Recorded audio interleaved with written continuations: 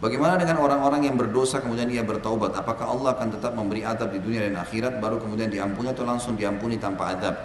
Kalau di dunia akan datang pembersihannya. Di dunia akan ada pembersihan.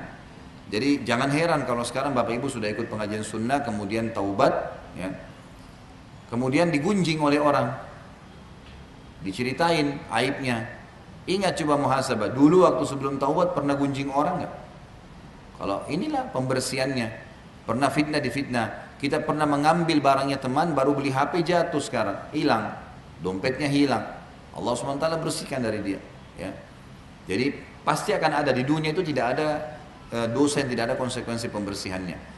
Tetapi kalau dia taubat, ini kalau dia taubat ya, akan bersih dari dosa, tidak ada lagi dosanya. Jadi akan datang siksaan sesuai dengan kadar perbuatan dia di dunia. Walaupun dia sudah taubat untuk membersihkannya, Tapi Allah SWT dengan kemahamurahannya melihat, menilai tentu hamba-hambanya.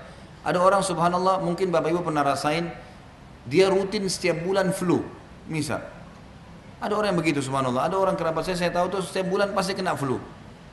Proses pembersihan, mungkin dengan flu, mungkin dengan demam, mungkin dengan rematik, mungkin dengan sakit apa yang dia harus berobat selama 10 tahun minum obat terus. Mungkin asam urat lah, mungkin apalah, semua jadi pembersihan dosa. Karena kata Nabi SAW tidak ada sesuatu yang menimpa muslim dari capek, letih, gangguan orang, bahkan penyakit yang menimpanya kecuali jadi pengampunan dosa-dosanya. Gitu kan? Jadi kita tahu di sini memang ada pembersihan, tapi akan ada pembersihan bekasnya. Ya. Akan ada cobaan-cobaan datang di dunia. Tapi kalau di akhirat, di alam barzah sudah nggak ada. Taubat membersihkan semua. Di akhirat sudah tidak ada lagi. Di alam barzah, di akhirat sudah tidak ada lagi siksaan yang datang. Azab kuburnya juga tidak ada. Makanya ada hadis Nabi SAW yang berbunyi seorang mukmin akan terus diuji oleh Allah di dirinya, di keluarganya dan hartanya. Sampai dia dan keluarganya ketemu dengan Allah tidak tertinggal satupun dosanya. Jadi bisa orang bersih dosa sama sekali nggak ada dosanya, bisa. Gitu kan? Apalagi kita tahu ada pembersihan dosa antara solat dengan solat, kata Nabi SAW, antara Jumat dengan Jumat, antara umroh dengan umroh, antara Ramadan, pengampunan dosa di antara keduanya. Orang pergi haji, kalau haji mabrur, akan pulang seperti baru dilahirkan oleh ibunya.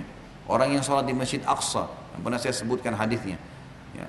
Kata Sulaiman alaihissalam di dalam hadis yang sahih, dia meminta, kata Nabi SAW, Sulaiman meminta 3 hal kepada Allah SWT dan dikabulkan oleh Allah. Yang pertama, minta agar hukum yang dia tentukan sesuai dengan hukum Allah SWT. Jadi walaupun wahyu belum turun, Sulaiman menentukan sebuah hukum itu Allah sudah ridhoi dan Allah kabulkan. Yang kedua, Sulaiman alaihissalam meminta agar diberikan kerajaan yang tidak layak untuk orang sebelum sesudahnya, dan Allah kabulkan. Dan yang ketiga, tidak ada siapapun yang datang ke Masjid Aqsa sholat 2 rakaat, tidak ada niat kecuali ingin sholat tahiyat masjidnya, ya, melainkan Allah kembalikan dia seperti baru dilahirkan oleh ibunya. Jadi kita tahu ada pembersihan-pembersihannya. Siapa yang membaca astaghfirullahaladzim alladzi la ilaha illa huwal hayyul qayyum wa atubu ilaih, akan diampuni dosanya walaupun sebanyak buih di lautan, dan seterusnya. Jadi ada pembersihan dosa, kan gitu. Yang penting sekarang keran-keran dosa tutup, harus tutup ini, harus berhenti, dan harus Bapak Ibu yang berhenti. Jangan pernah meng-hire orang lain berhentikan. Saya cuma bisa teriak-teriak di podium seperti ini. Gak mungkin saya kontrol Bapak Ibu ke rumahnya sudah sholat belum, jangan buat ini, gak bisa itu.